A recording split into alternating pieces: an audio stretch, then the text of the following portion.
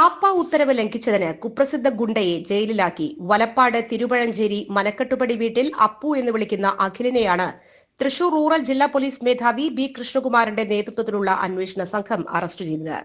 6 മാസക്കാലത്തേക്ക് Thrissur revenue ജില്ലയിൽ പ്രവേശിക്കുന്നതിന് സഞ്ചലന നിയന്ത്രണ ഉത്തരവ് നിലനിൽക്കെ ഡിസംബർ 24-ന് ജില്ലയിൽ പ്രവേശിച്ചിരുന്നു. കൂടാതെ ചേർപ്പ് വല്ലച്ചിറ ബിവറേജ് ഷോപ്പിന്റെ അടുത്ത് ലോട്ടറി കച്ചവടം ചെയ്തുവരുന്ന ചെന്നല്ലിപ്പറമ്പിൽ വിശാഖിന്റെ ഫോൺ കൈക്കലാക്കി കൊണ്ടുപോയ കേസിലും ഇയാൾ ഉൾപ്പെട്ടിരുന്നു.